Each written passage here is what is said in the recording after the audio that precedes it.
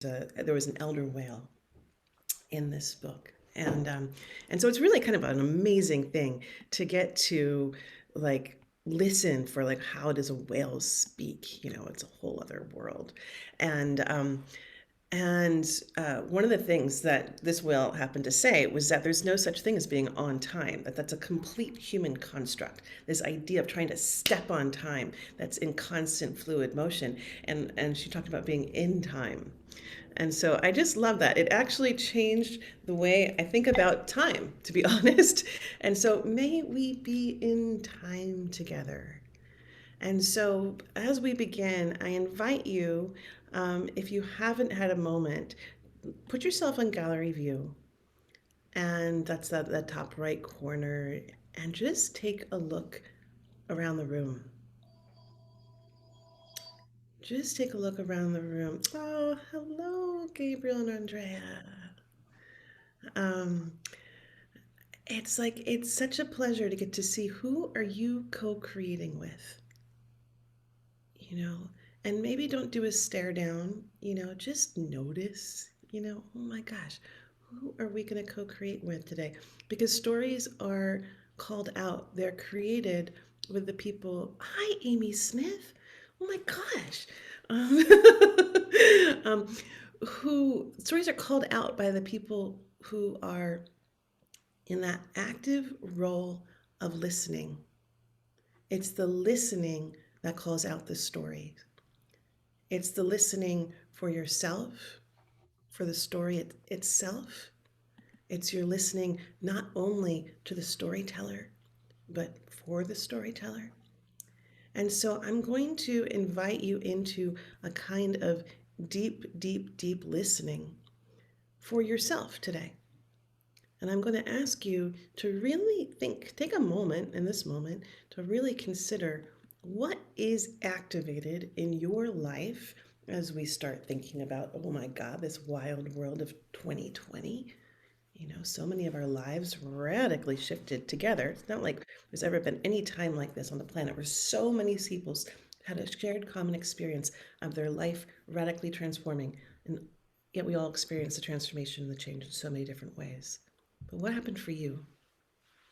That's what I'm going to invite you to really listen deeply. What is coming alive in you this time, this year? What is your story of these times? And we're going to get to play with that today. So I invite you to close your eyes. And as you close your eyes and you place your feet on the earth, I'm going to invite yourself to come all the way here into this moment, all the way into this beautiful moment in time, as if we're going to all get into a boat together and we're going to float down this river of time together for the next hour. And as you imagine yourself being so fully here, just notice your body. Just notice your body in space. And maybe you're already just a little bit distracted. Your to-do list is happening. There's someone that needs something from you. Oh God, the garage door is open. You know, maybe these things are fluttering about in your mind. And I'm going to invite you to just notice all those things that are tugging at your energy, and to imagine that they're like little strings that are connected to you, that are on those things, and allow those things to all drop down and just rest on the floor beside you. So you're not throwing them away, you're not even ignoring them. You're just allowing them to rest for a little bit. Mm. And I'm going to invite you to really allow yourself to come even closer in and notice as if you can call your energy back. You know, if your energy is far, far away in some news story or across the country with a friend, see if you can't just call all of your energy back. What I like to do as I do this is I like to imagine that there's like some magical filter that's right around my body.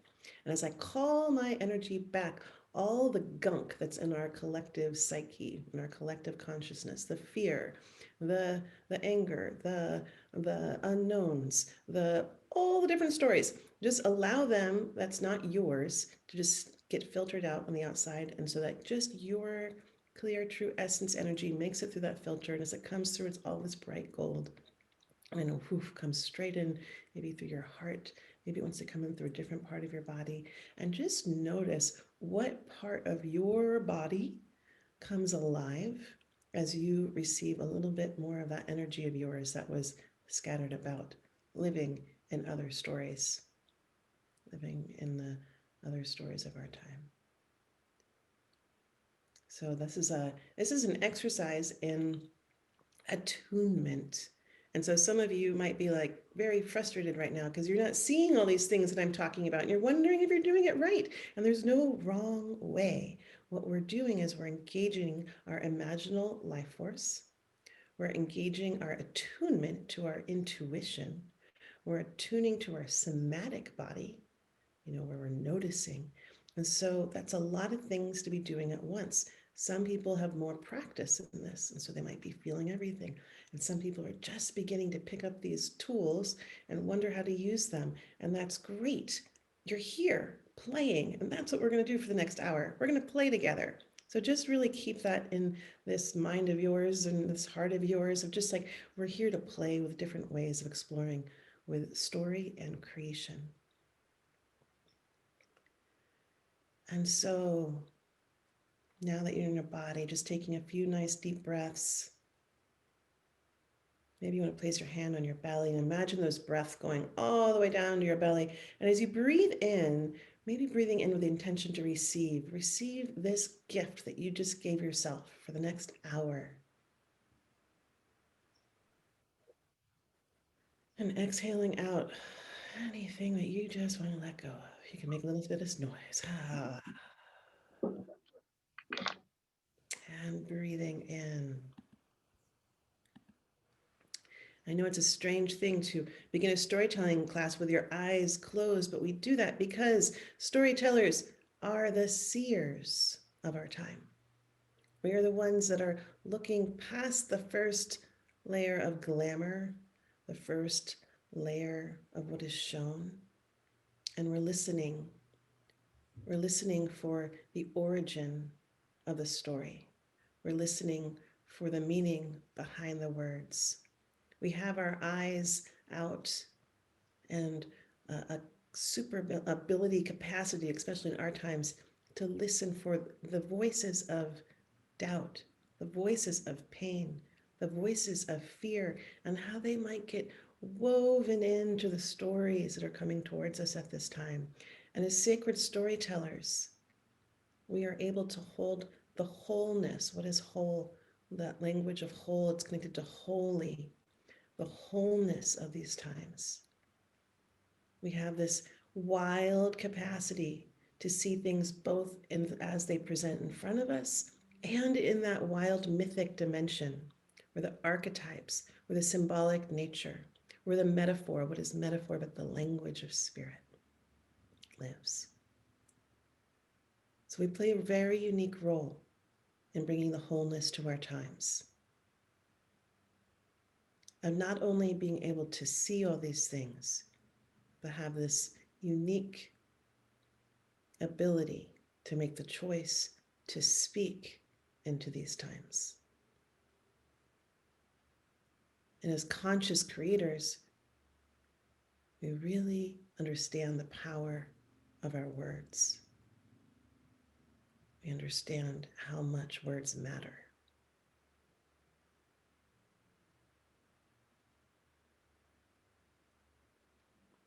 And so I invite you to once again come into that knowing, that wisdom part of yourself that brought you here today. And I ask you to listen. What has come alive in you in this year? What is asking to be tended to?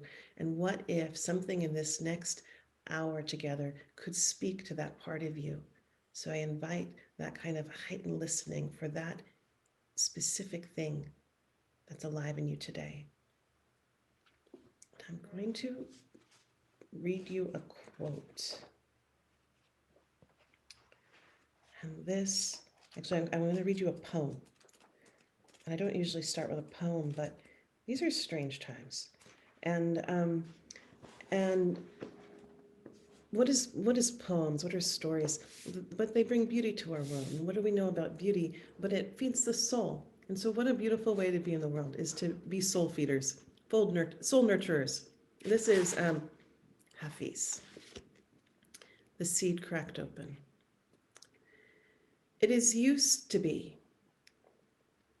that when I would wake in the morning, I would with confidence say, "What am I going to do?" That was before the seed cracked open. Now, Hafiz is certain there are two of us housed in this body, doing the shopping together in the market and tickling each other while fixing the evening's food. Now, when I awake, all the internal instruments play the same music. God, what love mischief can we do for the world today? That's a fun. So what God love mischief can we do for the world today as we enter into this realm of sacred storytelling? So here's what we're going to get ourselves into. We're going to walk through the landscape of sacred storytelling. Um, and some of you guys are what I call familiars. You know, you've walked through this territory with me before. So, feel free to add your voice. And I'm actually going to ask this of all of you, that there are going to be times when I ask questions and your thoughts, your wonderings, your ideas, the wisdom, the genius that's flowing through you will feed our collective. So I really, when I ask those questions, I want you to know that I'm truly asking, and I love to hear your voices. You can raise your hand, and I'll keep an eye out for you, or you can place your answers in that chat box. We're going to be looking at sacred storytelling as, story as a sacred art form. So, you didn't come to a work with stories marketing class. I'm sure you all knew that. And I'm not going to teach you how to use it to promote your business, but I am going to talk about story as a sacred art form, as one of the oldest forms that humans have of being in connection with each other. We're going to talk a little bit about the creative process, and I'm going to enter into a little bit of the emergent creative process today. We're going to talk about what is a story, and we're going to get to play. I'm going to work with a new exercise with you guys today on working with how to tell the story of our time, and that will be a grand experiment that we get to all play with together. Um, and though that's where we're going. That's where we're going. So here we go. And just a little bit about me in terms of where do I come from and what background, who is speaking to you today. I was born on a farm in Vermont where I grew up moving a lot between Vermont, Virginia, and New York City. So I have this deep love of wilderness and this deep love of the bohemian life that I was raised in New York City. And I I was very lucky. I had parents who saw that creative spark and that flame in me when I was really young, and they really cultivated it and they called it out. So I got involved with theater at a very young age, working with both professional theater groups and really master teachers. And when it came time to go studying in college, they said, "Don't waste your time and our money on studying acting in college. Go to a professional acting school." And so I did. I went to a neighborhood playhouse in New York City where I got to be in one of Sandy Meisner's last classes. And I really got to understand the business. I was exposed to the business of storytelling, working off Broadway, working at Williamstown Theater Festival. And I realized a couple of things, and the cheap thing is that I did not have what it took to live in that world. I did not have the skin. I did not have the capacity to deal with rejection, and I had zero interest in spending my life speaking other people's words. So I exited that world and thanked my parents so much for not sending me to college for acting school, and went on to learn wilderness leadership and study outdoor experiential education at Prescott College. And in that time, I really got to understand how groups function. And I also got to be exposed to rites of initiation through wilderness leadership and through these wilderness trips. And I got to really get a sense of kind of advanced skills in communication at a fairly young age. I went on to work with youth at risk for many years. I went on to get my master's in social work, and I had this moment in that time when a story came alive in me that couldn't be ignored. And that story was that I wasn't on my true path. And I was given a gift of a massive health crisis. Thyroid cancer came into my life. And And they even told me they were going to cut across my larynx and I might lose my voice.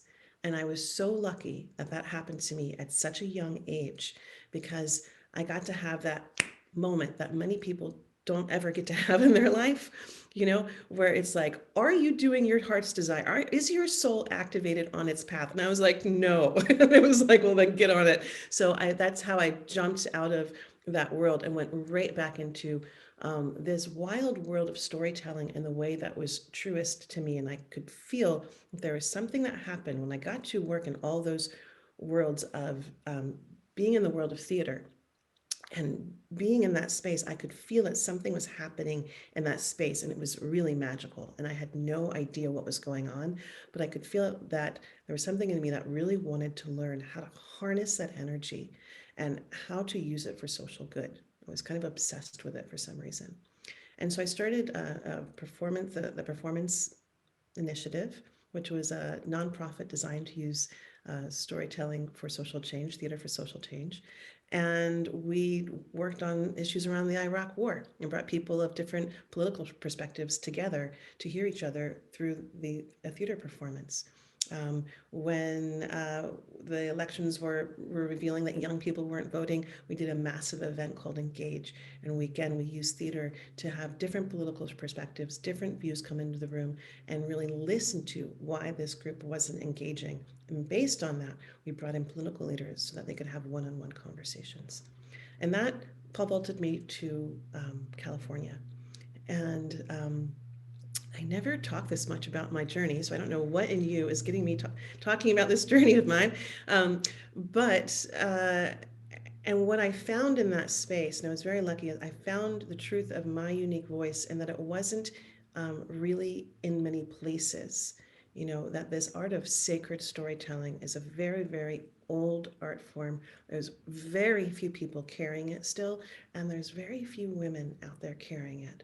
And so it was a real process of deep, deep listening of how does this ancient art form want to come alive through me. And what came alive was coming through and doing story ceremonies, where we would again come in and really collectively focus on this magical energy that happens in the realm of story and consciously um, work with it as we unbind from the old stories and consciously create new waves and new pathways for the new stories that are emerging out of our time. Um, and then I also discovered in that time that I have a way of being a mystic storyteller. And I do a form of storytelling called soul stories, where I can see people living in their mythic dimension and a story comes through me and I get to reveal it to them.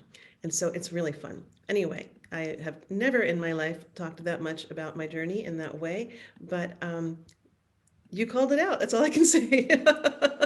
So let me talk about how some other ancients talk about story. The Hawaiians believe that words are so powerful that they can raise enough energy to slow the world or set it into motion. And if you ever have an opportunity to go to YouTube and watch Hawaiians do the hula and see what an embodied prayer looks like by a group of people who have maintained their connection to their culture and understand that their words can call the clouds for rain. And to see and feel what that feels like, to be close to, I strongly recommend that. The Sicilians say that words poke holes in the universe. I think about that in this time. I used to think about it just in terms of arguments, be careful of what you allow to roll off the tongue because it can never be taken back. But I also think about that a lot in these bizarre times when poles keep getting poked through every story. And how do you, as a listener, know when something's just poking a hole at a story? When is a story strong enough to resist that kind of action? The Australians say that that the stories of the past need to be sung to the present so that the future can exist. The Maoris say that the words don't describe a thing, that they are a thing. And all the ancient religions agree that the world was sung, spoken, and chanted into existence. I'm going to say that again because it really, to me, speaks to one of the greater inquiries of our time when so many people are like, what the heck are humans doing here? Like, are we bad for this planet? Are we good for this planet? Blah, blah, blah. you know. But let's come back to this ancient knowledge that all the ancient religions agree on this unique role that humans play on this planet, and that our world was sung, spoken, and chanted into existence. Abracadabra. It's a word from the ancient Aramaic mysticism. I create as I speak. I create as I speak. So I always think about that, especially when speaking about the future. I don't know about you guys, but wow, the fear monster has just like moved into my house. He's just like knocking on the door all the time, trying to break through the computer, trying to break through the phone. It's just like nonstop with that dude. And so I really think about when I speak about the future, am I allowing the fear monster to speak through me? Or can I say, I have this fear, it's this. What I really want to have happen is this, and the distinction between giving my power to different voices and making sure that even I can distinguish the difference so I don't, start weaving, casting spells. They say that when we make predictions, we cast spells on the future. Stephen Jenkinson says that. I love that. I want to read you another quote by him since he's just right here, top of mind. Wherever I go, there I speak. I can't go anywhere, nor can you, without speaking your way there. That's how you arrive. It's like a wake on a boat. It arrives to the shore before you do. So language is an exquisite tool in which we are made. So let's dive into this idea of story a little bit more and listen to what's in our collective knowing genius. What is a story? I am asking, what is a story? And again, you can raise your hand or you can place your comment in chat. I can't see all of you because you're on different pages. So if you raise your hand, I don't call on you. I'm not ignoring you. I just can't see everybody. What is a story? Yes, Barbara. You got to take yourself off mute, though. It's an expression of an experience. Right. You know what I love? You used one of my favorite words, and it's an expression. And I'm gonna play with this. I'm gonna take this and go a little bit left of field with it, but it's an expression of feelings. So a story isn't stories aren't linear, right? It's not about facts and information. If I tell you that I went to the post office, I'm not going to tell you that I got in my car and put my key in and drove down and I got my letter out and went to the post office and put it in. I actually have someone in my life that does this, and it drives me freaking crazy, and I just gotta love him for it. But a story there's meaning in it. It's bigger than the facts. Stories can liberate us from the craziness of our time. When we're getting weighed down by facts and information, stories pop us into a different expression of living in our times because we're bringing meaning to it. 5 hours doing all the work because when she asked me for charts, she should have had up to Wednesday of next week done, and she trying to find you. had all of mine done. So I'm going to tell you, because that happens, you got to make use of every moment, right? So one of the things, when you're storytelling, part of it is about being present. The more present you are, the more present people are with you and with the story itself. And if you ignore what's happening in the room, and what are you doing is you're transporting people into this other place and giving them an experience, right? So let's say that we go to the other day I went to the post office and you would not believe what I saw.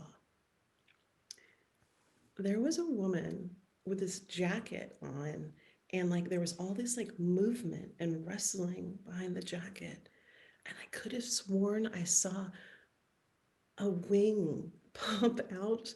I think it was blue, out from behind her jacket.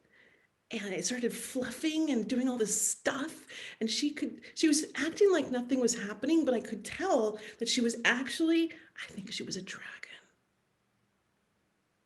Okay, so we just played for a second, right? I told you I went to the office and I ran into a dragon woman, and I gave you a little bit of my experience, of my wonder, and there was an expression that comes through me, and so we can transport people in that way. We can bring people into a thing, not by telling them the color of the coat and the size of the room and all those details. There's very different styles of storytelling. One is that, and I really respect people that tell story in this way. To me, that feels like when you go into all those details, and it's like you're giving people the coloring book and then you're filling it in for them. And there's another way of storytelling where you do more of a transmission, where you actually place yourself inside that space and you live from that place, and then people are in there with you, and then if someone comes off mute and they start talking and you try to pretend like that isn't happening, or if a fire catches place on stage, which has happened before, and someone tries to ignore it, all of the magic that you just put all that time and energy, and it takes a lot of energy to transport people into a place of magic, you're having this shared experience, can go away. But if you can be so present with it and make those experiences that happen in real time part of your story, now we're all playing together, and you keep people's focus where you were directing them to. Okay. Um, I see that Wendy has a question. Not a question, but a comment on what is a story. Are you still I'm still there. You're right. there? So what came to mind for me is an invitation to consider. And so even if the story has nothing to do, seemingly nothing to do with the person who's hearing it, like what's being made available in that story that could provide insight into the person telling it, or could provide insight into something that's been kind of on your mind and circling your thoughts, but that there's an invitation inherent in it. Yeah. I love that idea that a story is an invitation. Sometimes people will use this language of, I'm going to tell a story because I want to make people understand something. And I'm like, oh, Lordy. As soon as we start using this language, I want to make someone do something with a story. It's like it's doing a couple of different things. You can just hear that someone's ego is deeply involved. They have an intention and they kind of want to enforce it. And that's great. We can be directed and clear. Like, I might tell you a story that I really want you to hear certain things in it, but there's something that happens, like, and we're going to talk a little bit about what is a sacred story, and respecting the story itself, and respecting and honoring the person is going to hear exactly what they need to hear out of that story.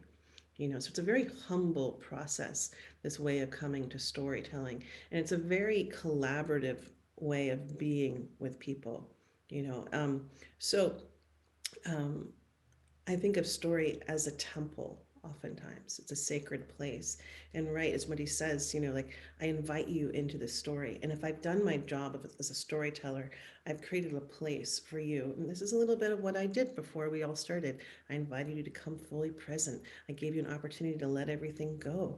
I gave you a job, and I asked you to listen for yourself, so I gave you something to do, a task. you know these were all, it looks like we were just doing a little meditation, but as a storyteller, I was very consciously creating a place where we could actively co-create together.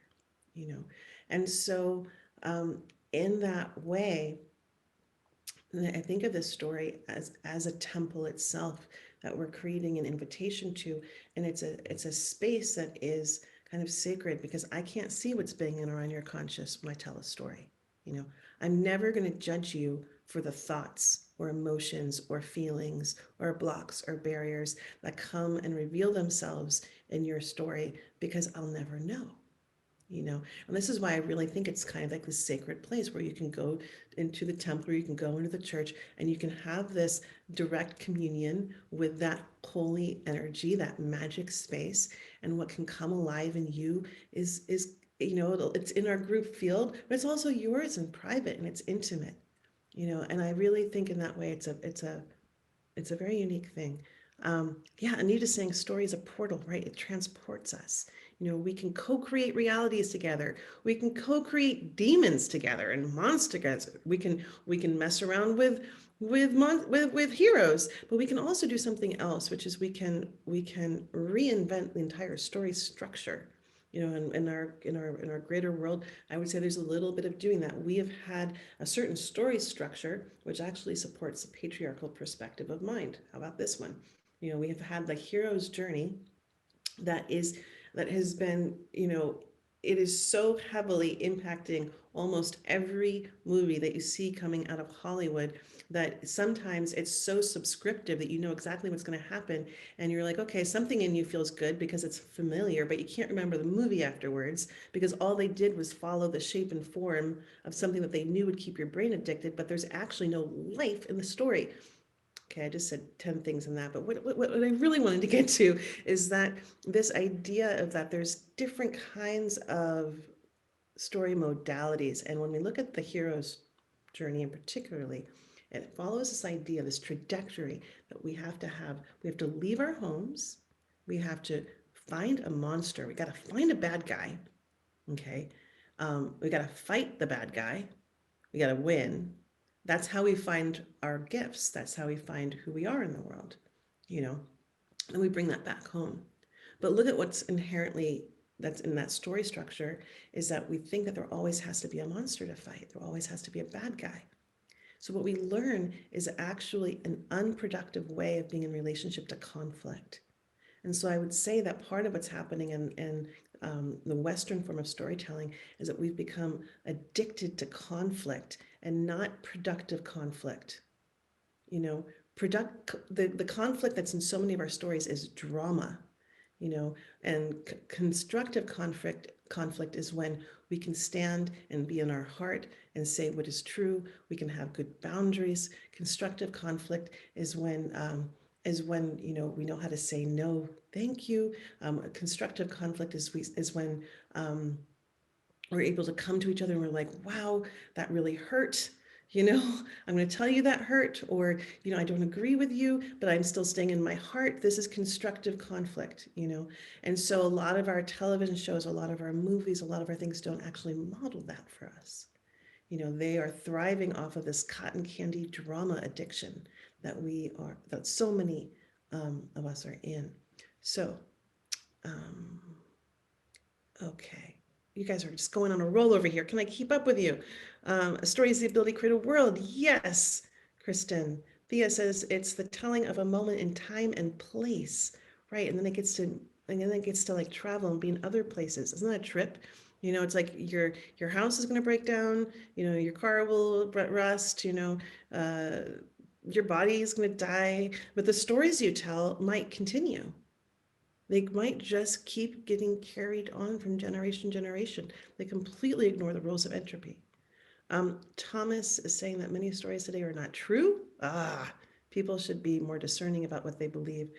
Okay, so it's like when, and he's saying, why don't they believe in science? So, right. So, I mean, if I was to be a mythologist with you in this moment, and I would say, oh God, how do we meet this time?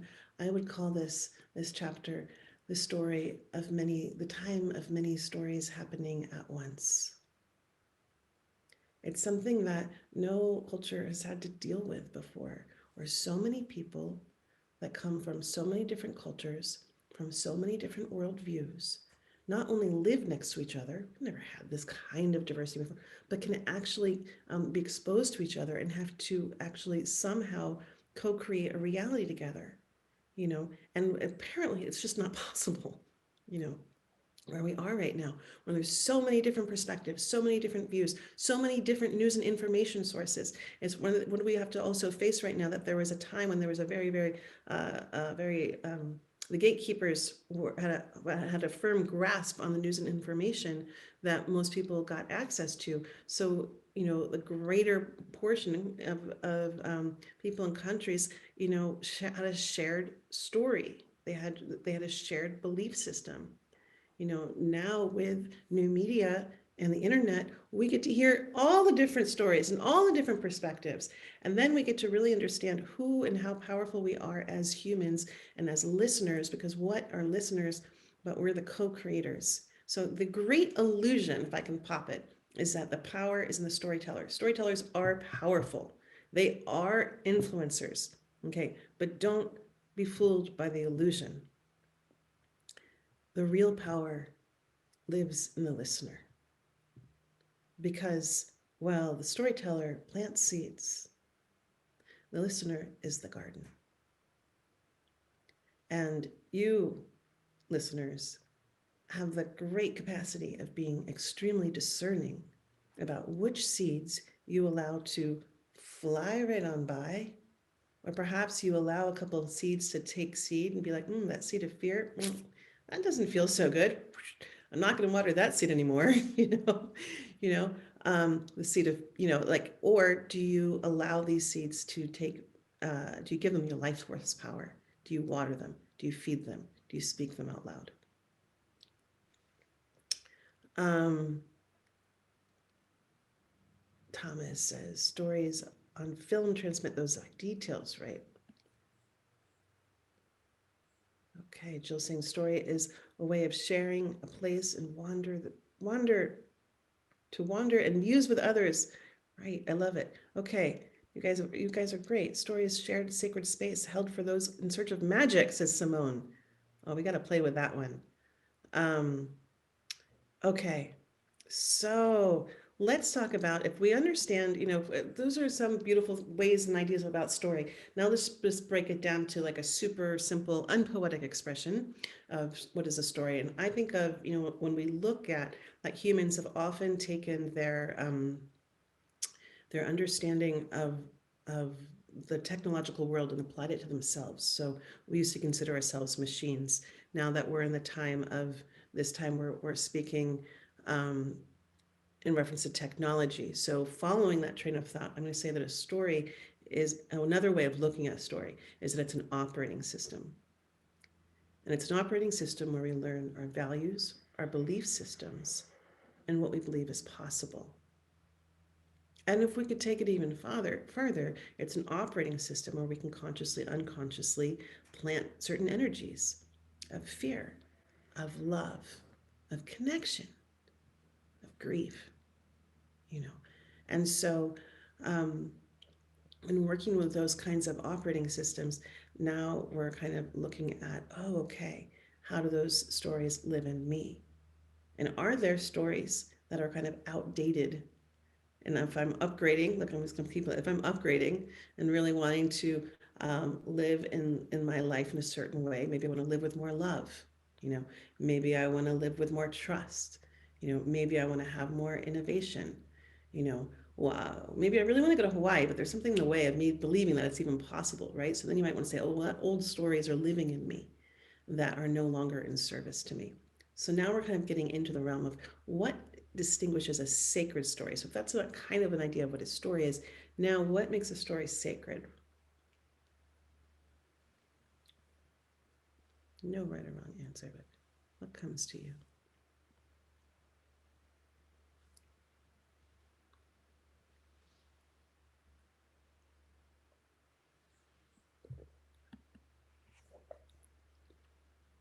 What's a sacred story? Leah? Yes. Hey, it's Roxanne. Hi. Hi. My experience of sacred stories is that they generate other stories. Okay. You know what I mean? Like, yeah.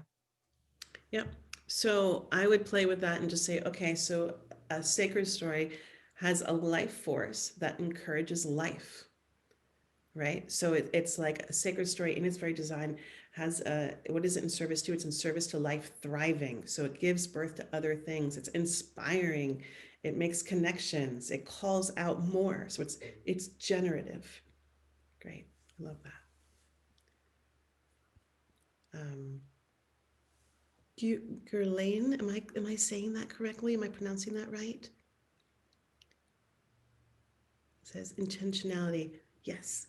intentionally, high vibration, love, community, and oneness, right? So a sacred story, when you hear a sacred story, you're gonna go woof, you're gonna feel a little zing. You're like your inner nod's gonna start going because there's some universal themes going on. You're like, yeah, I feel that. You might get to connect to, feel into that field of oneness, of connection. You've heard another person's perspective. You see the world a little bit differently. You've got a little pep in your step. Something's happening, a sense of connection. Okay.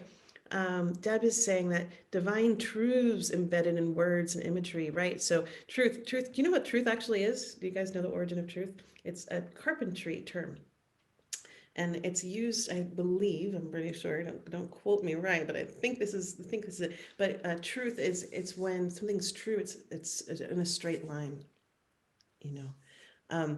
So I'm always wary of this idea of truth, because what I love about storytelling is I think of it as a prism, you know, and that we'll all sit around a fire and a story will come alive, and each person around that fire is going to hear something different and see something different based on the lenses that they're looking through, you know. And so some stories have some universal truths in them about the human condition, but I feel like our knowingness of truth is so confused in the time of facts information that I tend to just avoid that word altogether. That's just me. Um, but I love what you're talking about, that universal piece that's in all of them. Kristen says a sacred story has the ability to draw in our collective consciousness, and it connects to each individual in a way that creates pathways for them to live in connection and harmony. So Kristen's kind of alluding to this idea that this story is in service of something, right? It wants something. And it has an intention. So, and these stories she's talking about are about connection and harmony. So they're again, this in service of life thriving. Um, Kelly's saying transparency, vulnerability for me is part of my sacred story, right? And so there's a sense of authenticity and like, what are the things that we need to feel connected to each other? Patrick is talking about awakening and connection to heart truths. Again, that more authenticity, seeing other as one. Margot is saying calls on the inevitable and makes visible the tangible, the relatable. Oh, I love this. You know, one of the things that I love about storytelling is that, right, we can, and what storytellers do is that we're able to see through the layers. We're able to go into this mythic dimension. We can see kind of the bigger narrative. We can take a couple steps back. This story that we're in 2020, you know, I just was at the Grand Canyon. Wow, talk about a reality check. It was so good to go stand at the edge of the Grand Canyon and be like, oh, we're just one moment in time. Oh, we're part of a really long story. You know, and my friend said, yeah, but Leah, but this is the only story that I'm in. And I'm like, I know, but we're still in a really big story. And that just settles my heart a little bit and helps me not take this all so, you know, life or death so seriously. You know, again, it's like we can use stories to, what does your, you know, that's how my mind rested, but my friend's mind, she thought that was horrible, right? So what does your mind need to give you context that will settle your nervous system? And I do think that's what sacred stories can do for us. And that's what we do when we come into this kind of communion connection. And how do we tend to that? So many of us are in societies that are dealing with massive trauma, you know, seen, unseen, realized, unrealized. And how do we as storytellers give people a place where they can literally settle themselves, you know? And this is kind of an amazing thing where they can settle themselves. And you give people an opportunity to rest inside their nervous system.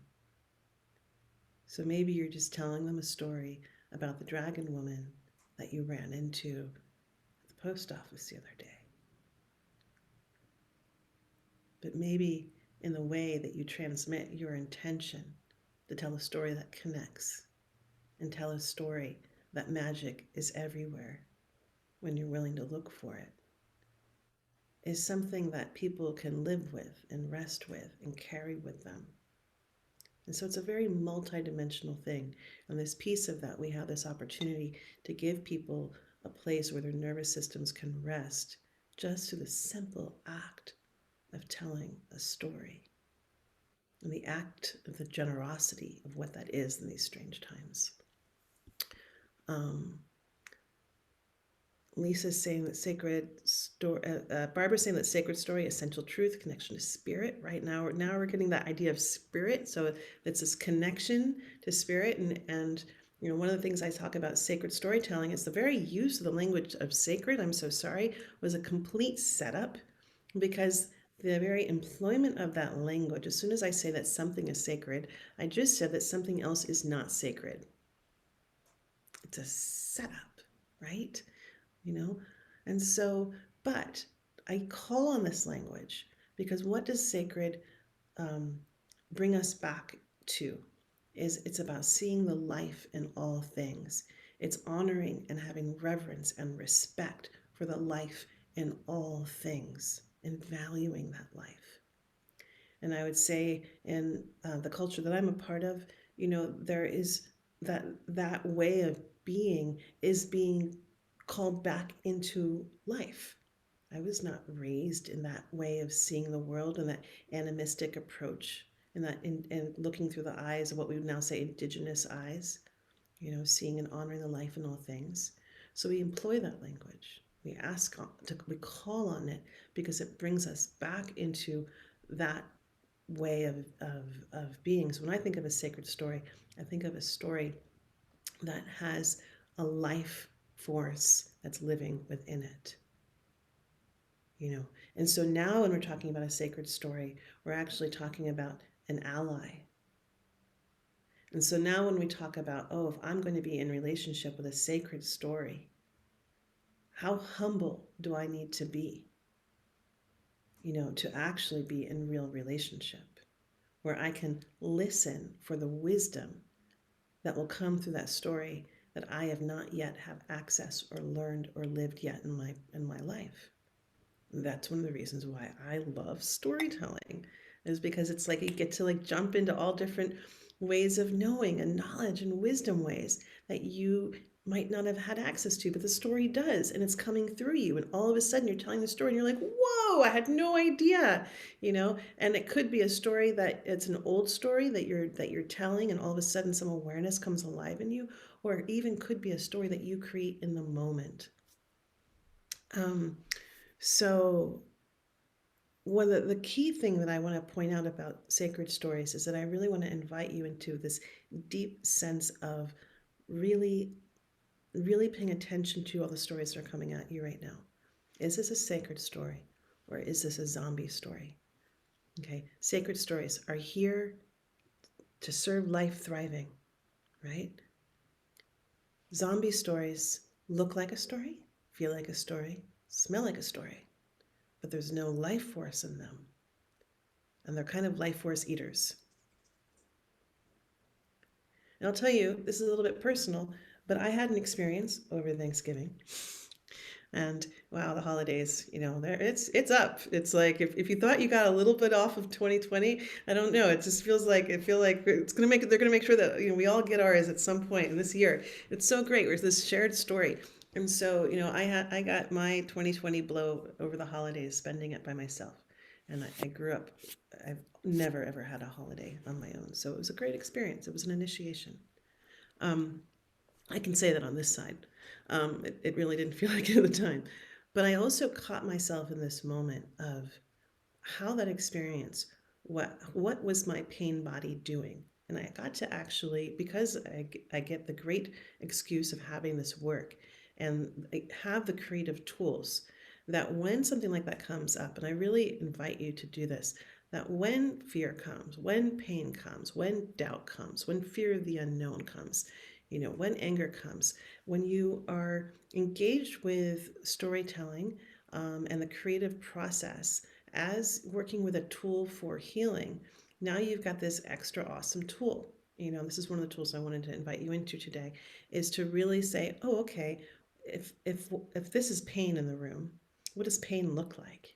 Give pain a face. It's just an object. It's just a being, right? And then you say, okay, well, pain, what's your line? What's your script? If you're a player in this play, what's your script? And oftentimes they'll just say the same things over and over again, and it can be very convincing. And so my pain monster wanted to push everybody away and not be friends anymore. And it had a big party. But one of the beautiful things about when you actually take the time to not take it so seriously or take it as the one way of being is that you can start to be like, oh, I've been hearing this script my whole life. And so now you can actually put your hands on the reins of these energies, and I feel like this is kind of advanced tools for the 2020s, is how can we listen for the pain monster when it shows up in those around us, because we're not going to be able to hear it in others if we're not be able to hear it in ourselves. And so you can, and I talk about this in the realm of storytelling because I feel like so much of our world, our reality, what did it come back to, that um, the world is sung, spoken, and chanted into existence. We are telling the story of our times. And so do we understand all the different players in this great story? So what I wanted to invite you into is really thinking about, really looking at, when we look at the great sacred stories of our time, and what is a zombie story. And when I started to look at, okay, this story of isolation, this story that we're better off alone, you know, this is, and is, work with me for a moment, because I know this is a tender topic, and I'm not talking about science, and I'm not talking about anything right now. I'm talking about being a storyteller. So I'm going to ask you just to pop out to a moment and come into the meta narrative with me, and just play in that field. Okay? So I'm asking you to put something down.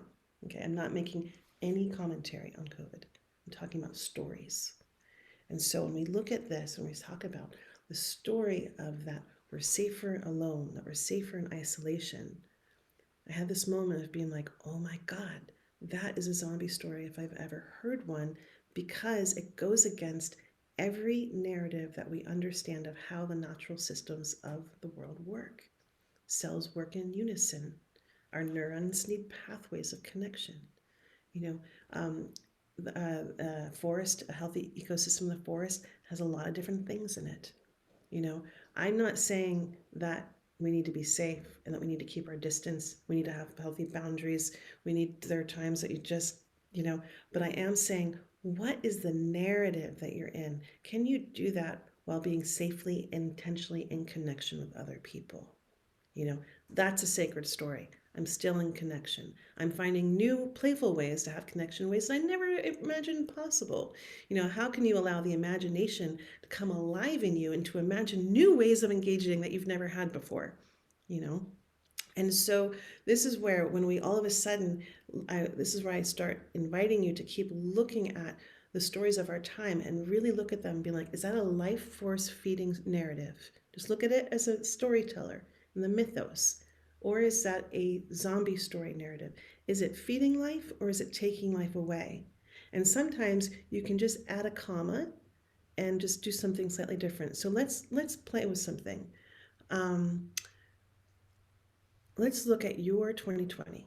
We're going to go a couple minutes over, and we're just going to play with playing a mythic story of your time.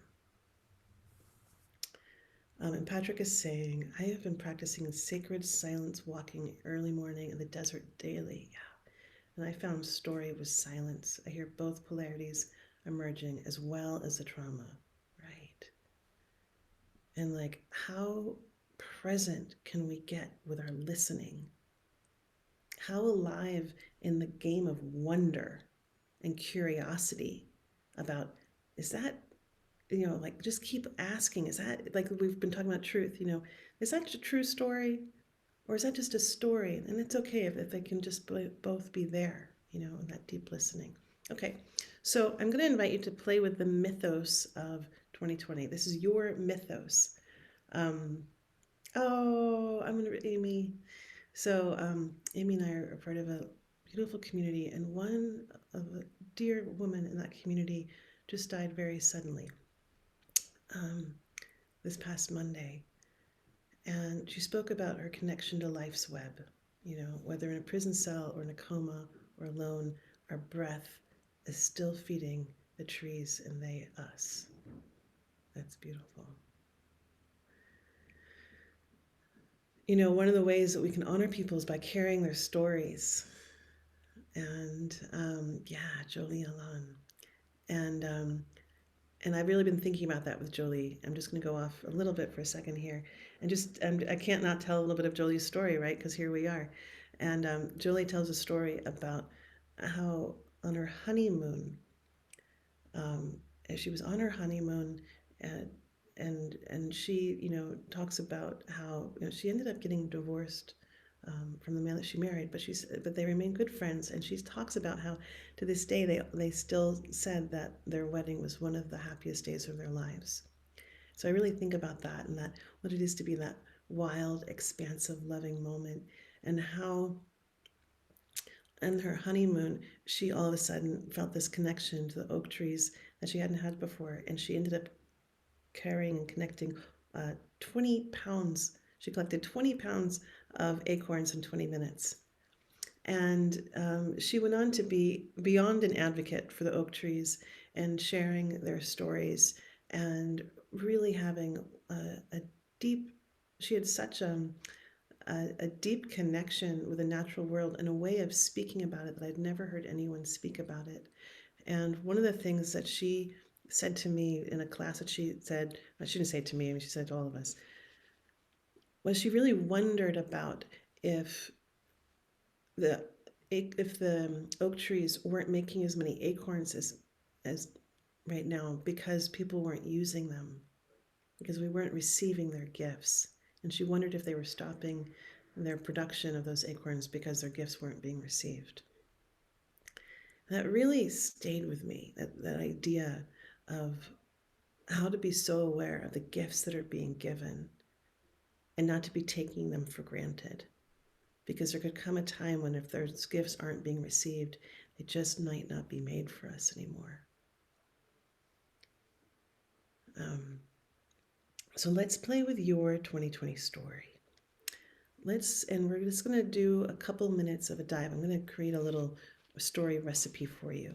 And a story recipe, it's nothing to be used, it's not like I'm not giving you the 6 guideposts of how to tell a story. We understand that what is a sacred story? It has the life of that creative life force in it. And maybe you call that word the divine. Maybe you call that word God. Maybe you use that word angels. Maybe you use, ancestors. We all have different words for it. I'm just going to use that creative life force. And so we're calling, the muse, that creative life force, in to inspire the story as it comes through us. So the best way that I understand about when we invite the muse to come through and dance through our stories, it's like we get onto the dance floor and we give our nod of approval. We're like, and you know what you're in service to. So step 1, what are you in service to? 2020, you got some clarity, right? What are you in service to? A lot of you talk about community and unity and connection and love. I've seen all of that. So it's like putting your antenna up and you want to just have that aliveness. Okay, what would I want? What am I in service to? And now you start to invite the muse in, and the muse is going to come dance with you. And so the best way that I can explain dancing with the muse and letting that eros, that life force come through you and allow yourself to be danced across the dance floor. So you're going to do a free write, and you're going to allow yourself to be led. But you didn't pick just any dance partner, right? So that's why you can trust your muse. You knew your intention. You knew the kind of person, the kind of muse you want to hang out with. You know the kind of story you kind of really want to create. And now you're going to trust that life force is a match for you. That you've got a divine match when your muse is right on board and wants to make that with you, okay? And so you allow yourself to be danced across the dance floor. And so that means that you trust whatever comes to mind without imposing your ideas on it. And you allow yourself in that awe and wonder and surprise. So you might want to come back to this idea of what is yours to tell? Like, what did you really learn about this year? What was your initiation? This is your unique gift. You got this one in a way that nobody else does. And so initiations are oftentimes, the parts that are kind of painful. That's where they expanded us. This is where we learned a little bit something. This is where we know a little bit something more. You know, maybe you learned something about friendships. Who were your friends that could hang tight through uncomfortable times? And did you have to let some people go? What did you learn about how your friends and family responded to our times and how you responded to our times? Who did you party with the most this year? Who was sitting at your dinner table when you were talking? Was it fear? Was it a great vision for the future? Where are you living? Are you living in the past, the present, the future?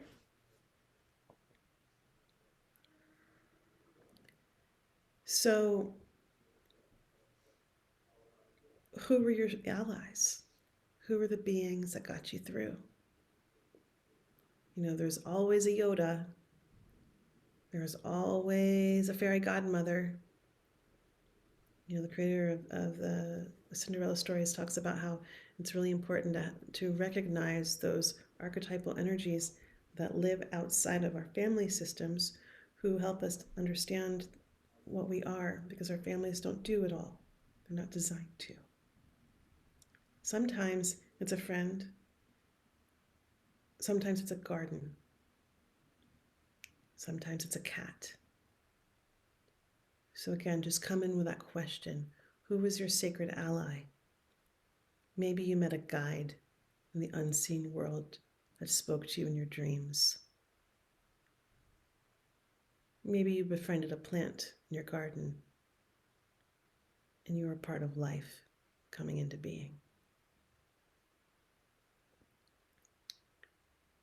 So you've got your, and now we're looking for those universal truths, right? So you discovered your initiation, right?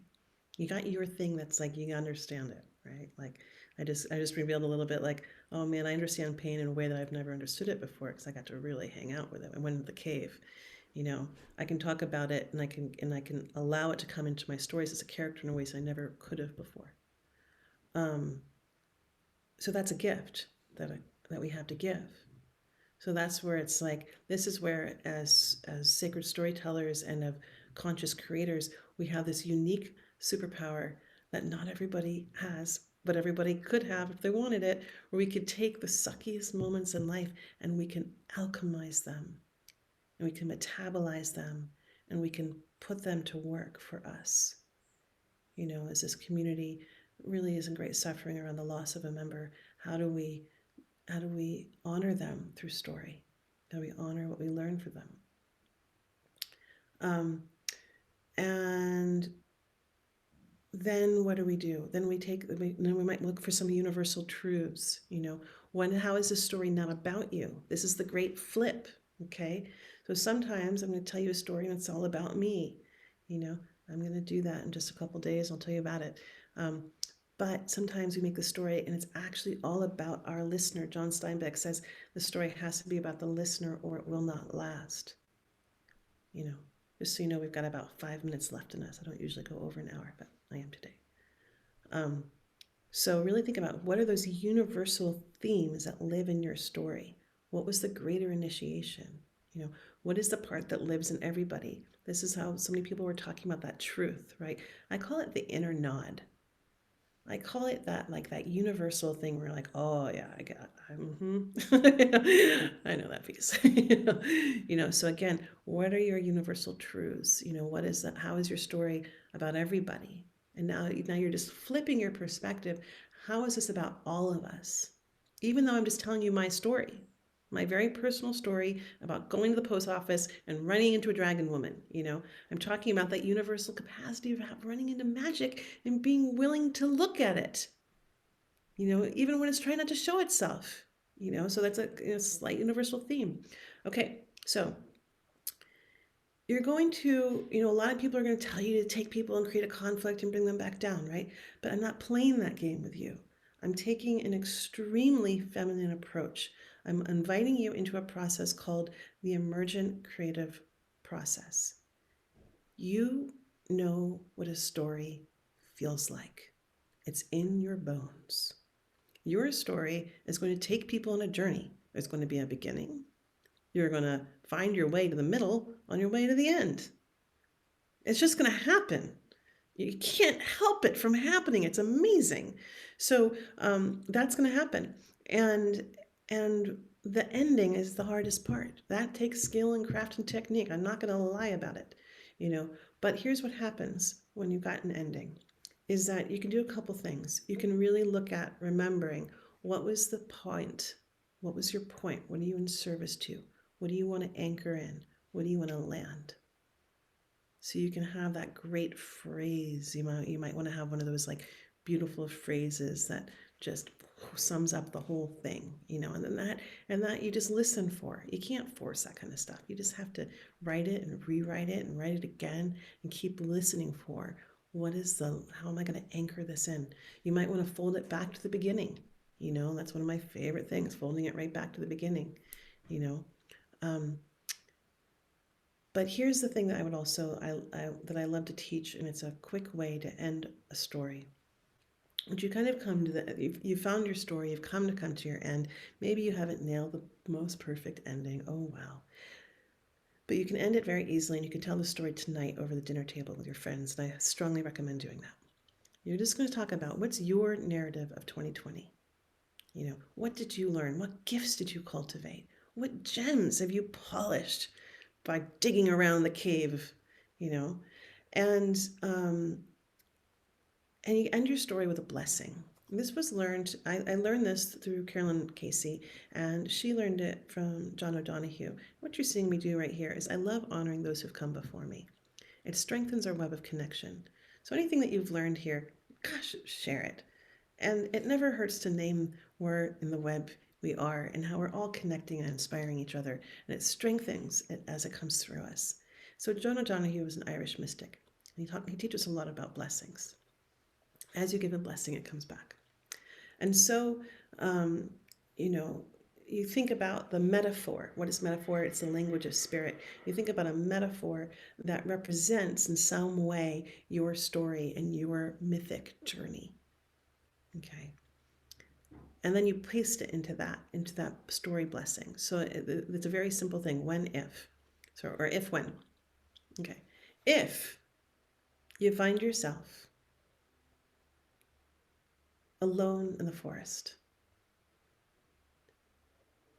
and it's a dark, dark night, and you feel the shadow of fear creeping from all directions, from all corners, beginning to grab and claw at your feet.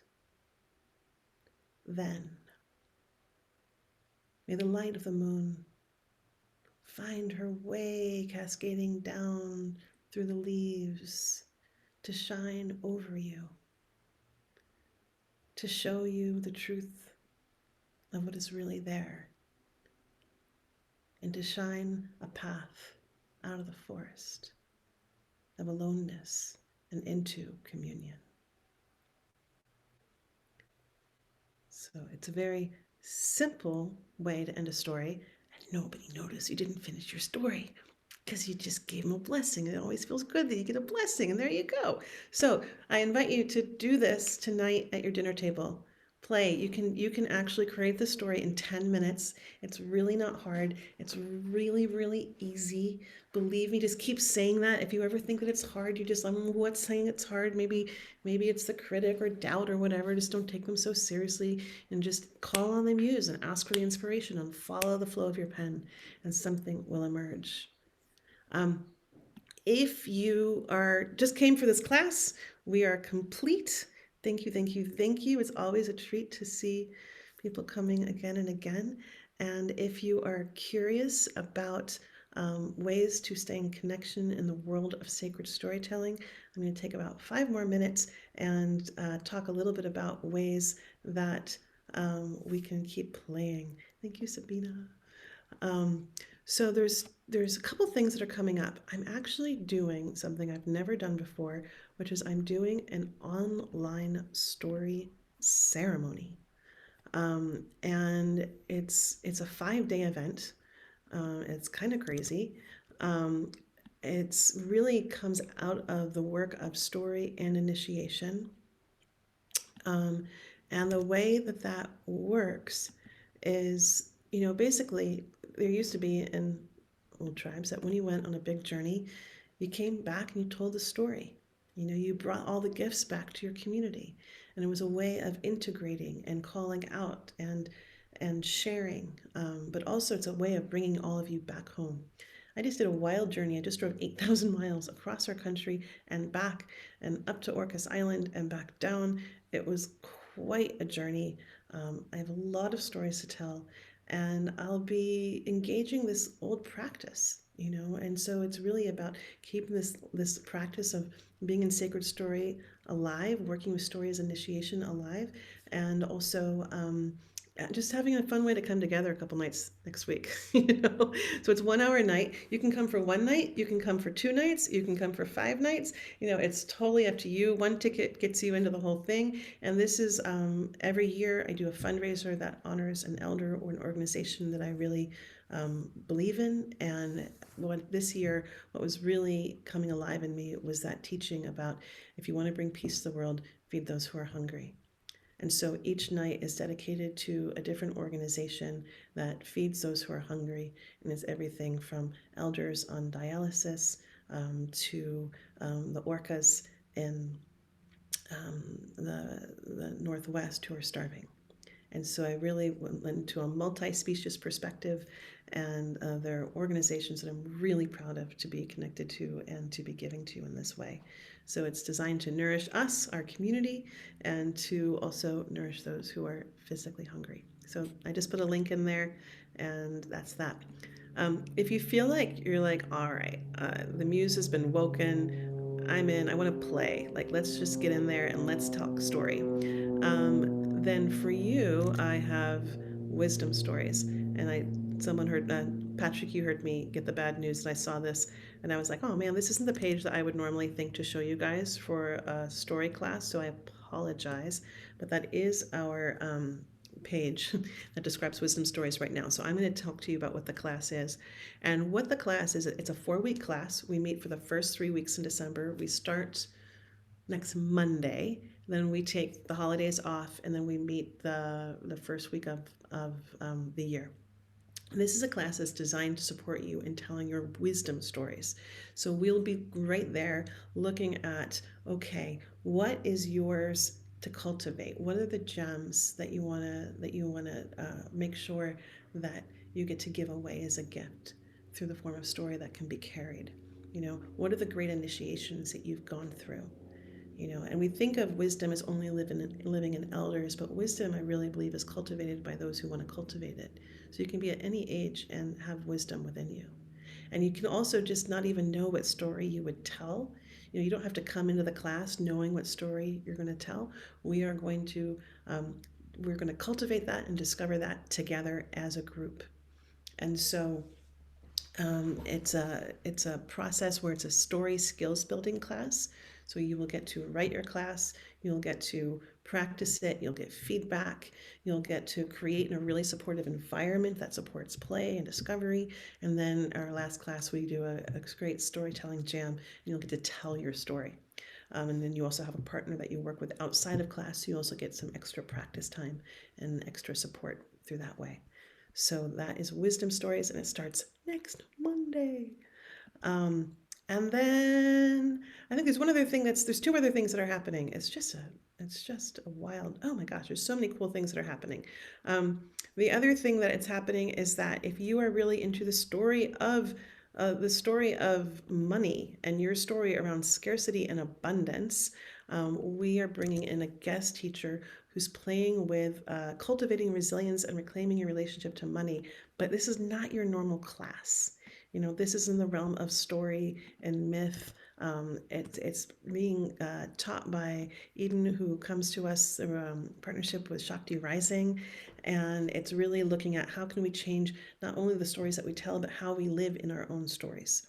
And so this was actually the part of a class that we did on power and purpose. And so for anyone here that was in that class, this is part of the tuition that you already paid. And then for anyone who's like, wait, I want to drop in for a 2-hour class on this, it's $35. And so this is part of our living in a big story way of being. And then We have an event coming up next week called Hour of the Wolf, and this is a really unique class. I told you a little bit about how I work with story as a form of mysticism, and these are stories that are divined right there in the moment, and it's a way of really entering into the mythic dimension and exploring the stories of our time through the language of symbol, myth, and metaphor. This is something that I do once a month for the collective, and it's $11, I think, to participate. And so you come for usually about an hour, sometimes a little bit longer, and it's a way to really thank you, Sabina. Sabina's been there for 3 months now, I think. Yeah.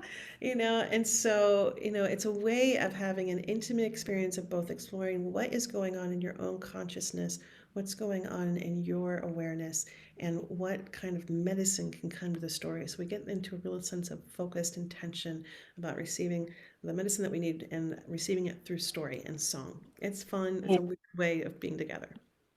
Are there any questions so far? I just realized I just said a lot of information very fast.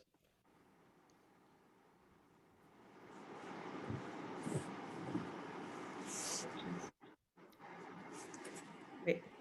The one last thing I would tell you is that if you're just wanting to get a creative, this is going to sound weird, a creative hit, in January, I'm doing a creative launch class. And when is the Hour of the Wolf? It's on December 11th at 10 a.m. Pacific Standard Time. So we meet once a month at the as close to the new moon on a weekday as possible. Um, what was I going to tell you? Oh man, when you're just about to say something and you forget, and it's just Something gone. about a Oh, here we go. lunch. The creative lunch. Yes. So the creative lunch, it is a really fun class. It's if you want to really walk into the new year with a committed practice to play with your creativity. It's 21 days, 1 hour a day, a a variety of different teachers, and it's just going to encourage your creative practice. And it's $33. It's just a way to be like, wow, let's just get in there, let's do this, let's build those creative muscles. And to me, that's really about getting to understand that what do we need right now? Innovation. We need creative approach. We need community building techniques. And all of this, I understand, comes through the act of working out your creative muscles. So this is like going to creative boot camp. And if you sign up and come live, it's $33. And if you can't come live, that's okay. It's $97. I know that's crazy. I'm actually giving you a financial incentive to come live and just play in a daily practice. But if you can't, that's okay. So that's not announced yet, but that will be coming soon. So look at that, internets. Okay. Leah, Any, sorry, did you say January? The 21 days are in January or yep, when? that's going to Okay. start on January 4th, I believe. You really want to push us like, okay, people, 2021, this is it. Why not, right? You gotta have fun with all this craziness. Okay, what time is the creative lunch? I think there's a poll. So if you are in the Story Sanctuary website, there's a poll up there. I'm waiting for it. I think right now they're saying 8 a.m. Pacific time, but let me give you this and you can answer the poll yourself, and tell me what time you want class to be at. It's probably going to be at 7 a.m. Pacific time or 8 a.m. Pacific time. I suggested 6 a.m., but I can't believe that nobody went for that. I'm shocked. But here, let me give you this link and then you can vote and tell me what time you want to come.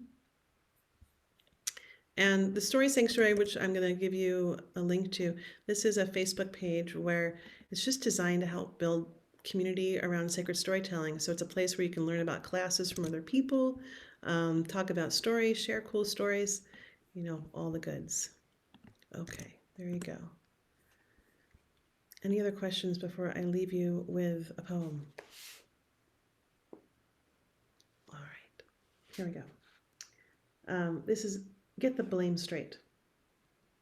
Understanding the physics of God, his indivisible nature, makes every universe an atom confess. I am just a helpless puppet and cannot dance without the movement of his hand. Dear ones, this curriculum tonight is for the advanced and will get all the blame straight and the mental lawsuits that clog the brain. There you go. Hubbies. You gotta love hubbies.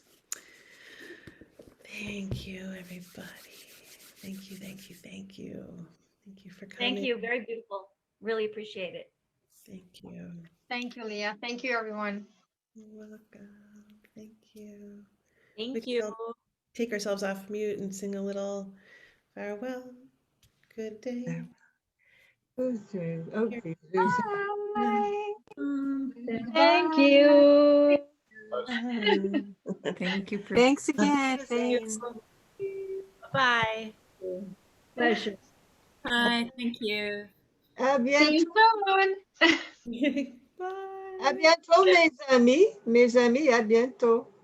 Au revoir. Au revoir. Adios. Au revoir. Adios. Take good care. L'arvedere. Bye.